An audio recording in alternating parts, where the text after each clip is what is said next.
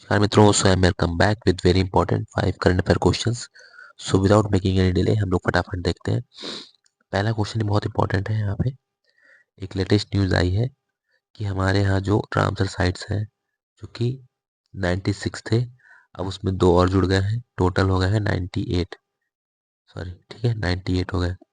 तो 2 जो जुड़े हैं, ये किस किस राज्य में जुड़े हैं, दोनों राज्य देखेंगे, क्या क्या नाम है रामसर साइट्स का।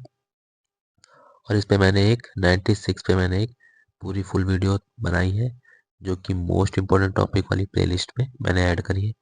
जो 2 बचे हैं नए, मैं उनको मैं और ऐड कर रहा हूँ यहीं पे, इसी में कवर कर लूँगा इसी सेशन में। तो वो वाले मैं वीडियो जो है वो प्लेलिस्ट में लास्ट में शेयर कर दूंगा, मोस्ट इम्पोर्टेंट टॉपिक की। वो जरूर जरूर आप लोग फॉलो करें। श्योर एंड सर्टेन एग्जाम से क्वेश्चन उन टॉपिक से 100% मिलने ही वाले हैं आपके। चलिए, तो पहला क्वेश्चन फटाफट हम लोग यहाँ पर देखते हैं। यहाँ पे है पहला क्वेश्चन, क्या है कि 1 फरवरी 2026 को भारत में कुल कितने रामसर साइट हो गए। तो मैंने बताया पहले थे 96, अब 2 और बढ़ गया तो हो गया टोटल 98। ठीक है, अभी देखते हैं 2 नए जो बने हैं वो कहाँ कहाँ है। ये है आपका सेकंड नंबर क्वेश्चन। अच्छा, एक चीज़ और मैं क्लियर कर दूं कि सबसे बड़ी रामसर साइट, ठीक है, यूपी में कितनी रामसर साइट है, सबसे ज़्यादा किस राज्य के पास है, सबसे छोटी रामसर साइट, सबसे पुरानी, ऐसे क्वेश्चन सारे मैंने उस रामसर साइट वाली वीडियो में मैंने कवर कर लिए, जो कि मैंने आपको पहले बताई है। वो आपको अभी मैं शेयर करूंगा लास्ट में, ठीक है। चलो, अब देखते हैं क्वेश्चन फटाफट कि जनवरी 2026 में किन 2 नए वेबसाइट्स को जोड़ा गया है, 97 और 98 नंबर की। तो ये है पटना पक्षी अभ्यारण्य, यूपी में है, और दूसरा क्या है, छारी डंड, गुजरात। छारी मीन्स छारी पानी, जो नहीं होता है खारा पानी इसको बोलते हैं, और ढंड मीन्स होता है उथली हुई झील। तो ये कहाँ मिलेगी आपको, कच्छ गुजरात में। ठीक है, तो आंसर इज बी। आगे बढ़ते हैं। तो यहाँ you can see the image. Patna bird sanctuary कहाँ है, उत्तर प्रदेश, किस डिस्ट्रिक्ट में है, एटा जिले में। ठीक है, आगरा के पास। और ये छारी रंड ये कहाँ है, गुजरात में, कच्छ में। अगला क्वेश्चन तो फटाफट देखते हैं हम लोग यहाँ पे। अगला क्वेश्चन है कि छारी रंड रामसर साइट वेटलैंड कहाँ है, ये है गुजरात में। सिंपल, मैंने आपको पहले बता दिया।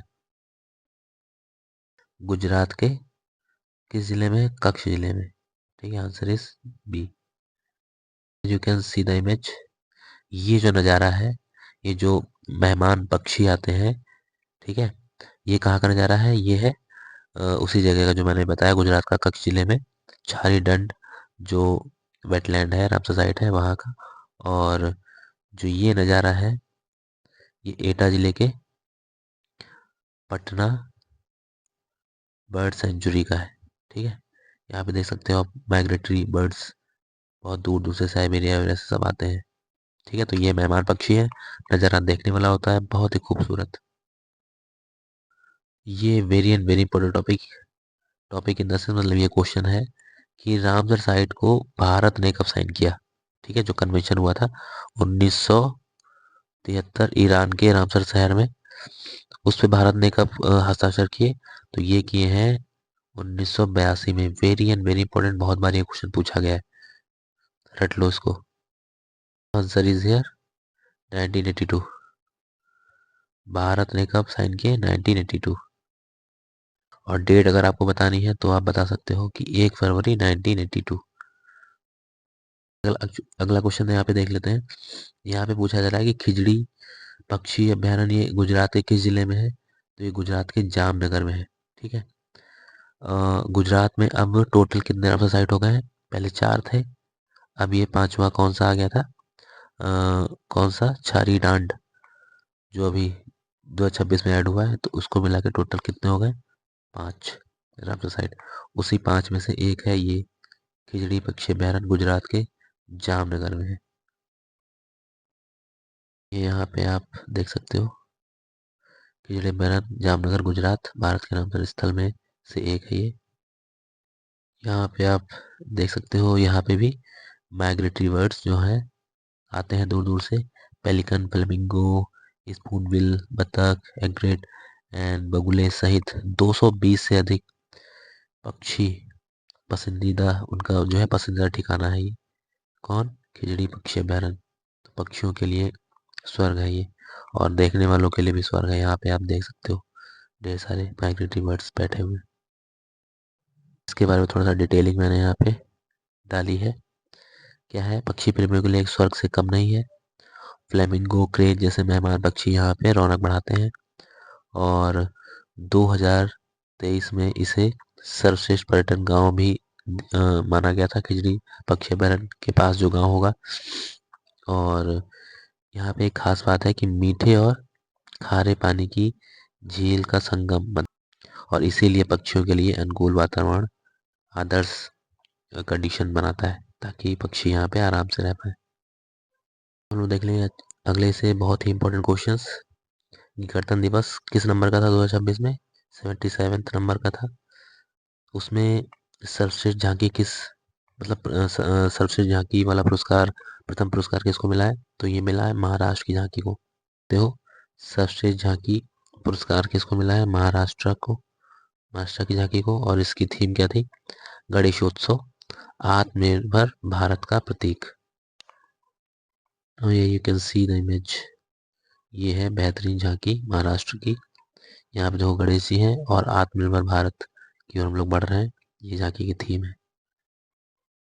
एक और यहाँ पे कैटेगरी रहती है कि जनता की पसंद, मतलब कि पॉपुलर चॉइस कैटेगरी में किस राज्य ने सबसे झांकी अपनी जो है प्रदर्शित की है? तो ये की है गुजरात ने, और एक बार नहीं, चौथी बार की है।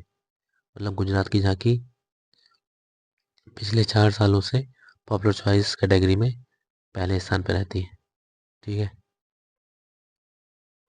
और गुजरात की झांकी का थीम क्या है?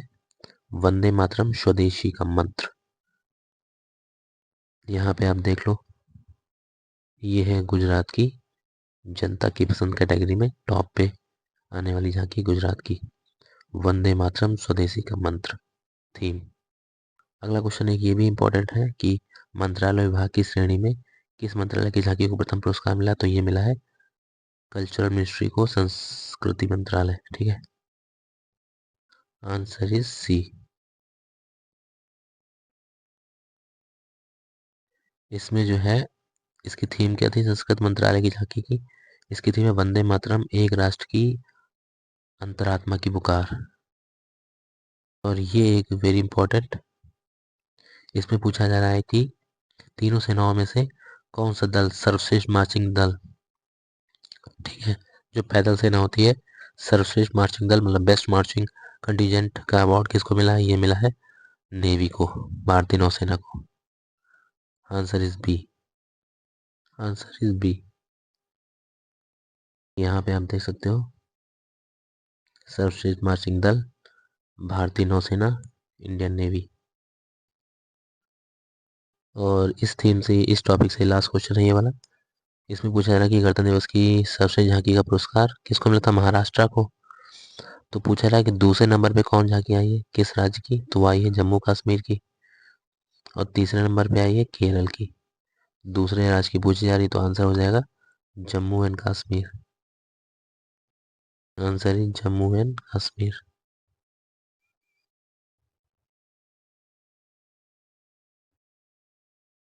ये है टॉपिक नंबर 4। इसमें क्या पूछा रहा है? FATA, finance action task force, financial action task force. ठीक है, 2020 से और अभी तक किस देश, इसकी एक ब्लैक लिस्ट है, इस ब्लैक लिस्ट में किस देश को 2025 से अभी तक ब्लैक लिस्ट में शामिल किया गया है? तो ये किया गया है ईरान को। करंट में चल रहा है ईरान का टॉपिक, और काफ़ी डिस्प्यूटेड। जो फाइनेंशियल एक्शन टास्क फोर्स की जो ब्लैक लिस्ट है, इसमें तीन तीन देश जो हैं ब्लैक लिस्ट में है। एक म्यांमार है, एक नॉर्थ कोरिया है, और एक है आपका ईरान। ठीक है, लेकिन यहाँ पे क्वेश्चन पूछा गया 2020 से, इसलिए ईरान है। और केवल पूछा जाएगा ब्लैक लिस्ट में कौन कौन से देश हैं, तो उसमें आपका ईरान भी आएगा, नॉर्थ कोरिया भी आएगा, और म्यांमार भी आएगा। लेकिन 2020 से पूछा गया, इसलिए आंसर स्पेशली क्या होगा? ईरान होगा। यहाँ पे आप देख सकते हो इमेज में, FATA, financial action task force कितने मेंबर हैं? 39 मेंबर हैं। हेडक्वार्टर कहाँ है? पेरिस, फ्रांस में इसका हेडक्वार्टर है। इस्टेब्लिशमेंट कब हुआ था? 1989। थोड़ी सी यहाँ पे डिटेलिंग देख लें फटाफट। 1989 में इसका G7 शिखर सम्मेलन के द्वारा इसकी स्थापना करी गई थी। मुख्यालय पेरिस, फ्रांस में है। इसका कार्य क्या है? इसका कार्य है money laundering and terror funding पर रोक लगाना। और ईरान को 2020 से अभी तक ब्लैक लिस्ट में रखा गया है। सुना हो यार, this is last but not least. Last question पूछा रहा है कि हाल ही में किस देश ने IMO, ये हाल ही वाला बहुत इंपॉर्टेंट है। जब क्वेश्चन बन गया तो यही लिखा होता है हाल ही में फलाने देश ने क्या किया।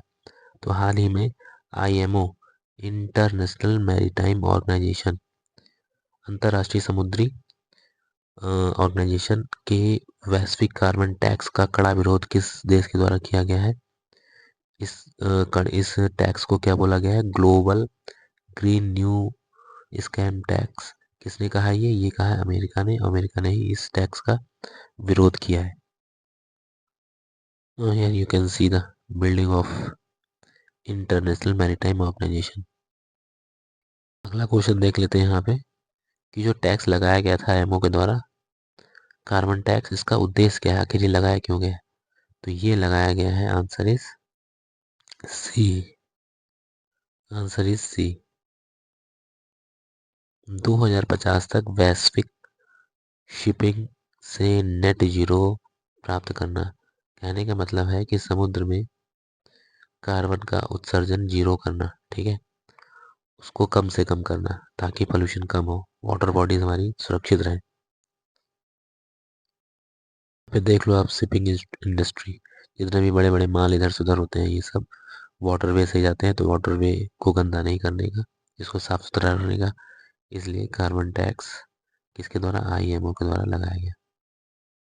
इसका कड़ा विरोध किसने किया? USA ने, अमेरिका ने, इसलिए अमेरिका न्यूज में है। सुनो यार, this is and part of the lecture. तो अंतिम में यहाँ पे क्या, लास्ट क्विज के बारे में बात करते हैं। ये मैंने क्वेश्चन पूछा था, एक जिला एक व्यंजन योजना किस राज्य के द्वारा शुरू करी गई? तो ये करी गई यूपी के द्वारा। और इस योजना का उद्घाटन किसने किया था? अमित शाह जी ने किया था, ठीक है। और इस पे मैंने एक पूरी वीडियो बनाई है। 31 जिलों की लिस्ट जारी करी गई थी वहाँ के व्यंजन स्पेशल वाले, तो स्पेशल व्यंजन को बाई पिक्चर मैंने कवर किया है और आप चैनल पे जाके वो वीडियो देख सकते हैं, इम्पोर्टेंट है, ठीक है। फिर इसमें एक क्वेश्चन मैंने और पूछा था, वर्ल्ड इकोनॉमिक फोरम की चौथी औद्योगिक क्रांति का नया केंद्र कहाँ स्थापित किया जाएगा? 3 हो चुके हैं, चौथा कहाँ किया जाएगा? ये किया जाएगा आंध्र प्रदेश में, AP, आंध्र प्रदेश। डन। थोड़ा सा आप लोग इस पे ध्यान नहीं दे रहे हैं, कृपया करके इस पे ध्यान दीजिए। बहुत बहुत धन्यवाद आप लोगों का। आज चलते हैं लास्ट क्वेश्चन की तरफ, as a homework, as a quiz. इसमें बताना है आपको अंतर्राष्ट्रीय समुद्री संगठन इंटरनेशनल मैरीटाइम ऑर्गेनाइजेशन का जो स्थापना वर्ष है वो बताइए, मतलब इसकी कब फाउंडेशन रखी गई थी। और IMF, इंटरनेशनल मॉनेटरी फंड, इसकी भी स्थापना कब करी गई, इसका भी आप लोग वर्ष बताइए, ठीक है। ये जो है IMO, ये UN की स्पेशल एजेंसी है, ये याद रखिएगा, यूनाइटेड नेशन की। तो इसी के साथ बहुत बहुत धन्यवाद। जय हिंद। स्वस्थ रहिए, मस्त रहिए, पढ़ते रहिए, रिवाइज करते रहिए और आप लोग चैनल को फॉलो करें। और मोस्ट इम्पॉर्टेंट टॉपिक की मैंने एक प्लेलिस्ट बनाई है, वो मैं आपको यहाँ पे शेयर किए दे रहा हूँ, उसको फॉलो करें। 101% आपको क्वेश्चन मिलने ही मिलने हैं वहाँ से, श्योर एंड शॉर्ट।